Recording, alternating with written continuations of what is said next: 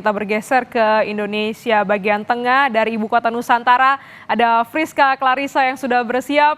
Selamat pagi Friska, bagaimana antusiasnya di IKN pagi hari ini?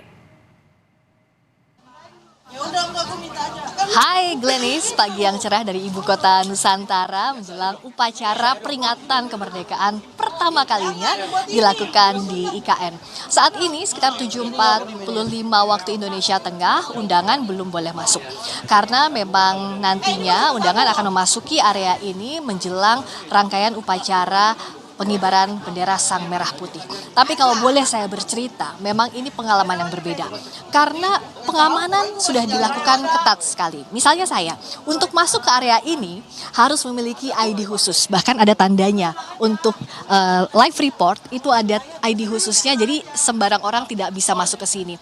Ini pun dibagi menjadi beberapa zona untuk masuk ke area Istana Negara Ibu Kota Nusantara. Ada zona 1 atau ring 1, tempat saya berdiri saat ini.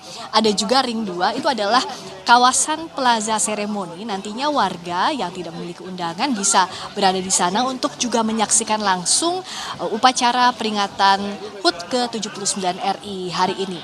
Karena memang untuk kapasitas untuk di area Istana Negara IKN ini dibatasi. Sekitar 1.400 undangan yang disebar hari ini.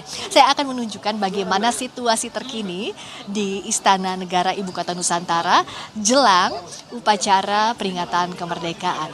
Kalau kita lihat saat ini para peserta upacara sudah bersiap-siap bahkan sejak pagi tadi. Saya berada di sini sekitar pukul 6 waktu Indonesia Tengah. Artinya sejak pukul 5 waktu Indonesia Barat kami sudah berada di sini karena clear area. Semakin nantinya pagi, semakin menjelang upacara peringatan, semakin sulit juga akses masuk ke sini. Bahkan untuk masuk ke sini itu ada pengamanan berlapis. ID yang tadi saya tunjukkan itu harus di-scan terlebih dahulu, lalu juga melewati security check baru kita bisa masuk ke area sini. Ini semua dilakukan karena memang yang akan memimpin langsung upacara hari ini di IKN adalah Presiden Joko Widodo. Tadi Presiden Jokowi sudah berada di area IKN, belum di area upacara, tapi sudah berkeliling di sekitar IKN bersama dengan para pimpinan lembaga negara. Ada Wakil Ketua DPR RI, kami tadi melihat Muhaimin Iskandar, dan juga jajaran Ketua DPR lainnya. Lalu juga ada Ketua DPD RI juga ikut mendampingi, berkeliling terlebih dahulu di Ibu Kota Nusantara di kawasan inti pusat pemerintahan, karena kalau untuk presiden itu menginap di istana.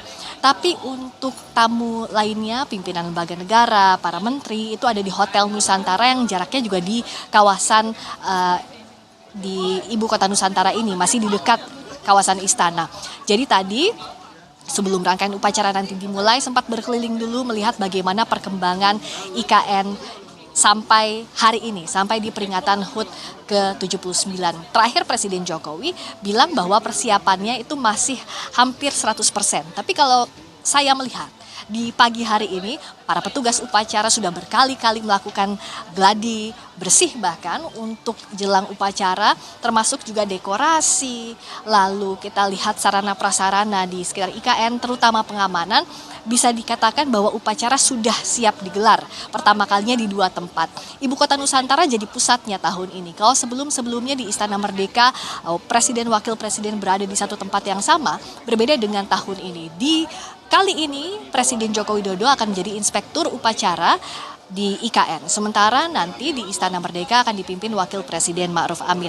Yang akan juga nanti mendampingi Presiden Joko Widodo adalah Presiden terpilih Prabowo Subianto, dan juga ada tamu-tamu negara meskipun jumlahnya seperti yang saya katakan ini dibatasi. Tapi yang jelas nantinya rangkaian upacara ini akan berbeda. Untuk hiburan akan ada yang berlangsung dari Istana Negara Ibu Kota Nusantara, ada juga yang nanti dari Istana Merdeka, akan ada 2 tempat, termasuk juga upacara pengibaran Sang Merah Putih. Yang berbeda juga kirap. Kirap sudah dilakukan, kita tahu 10 Agustus lalu kirap bendera Sang Merah Putih sudah dilakukan, bendera sudah ada di dalam Istana Negara IKN, dan nantinya akan diserahkan dari Kepala Sekretariat Presiden kepada petugas upacara, juga dari Presiden Jokowi kepada pembawa bendera Sang Merah Putih dari Paskibraka.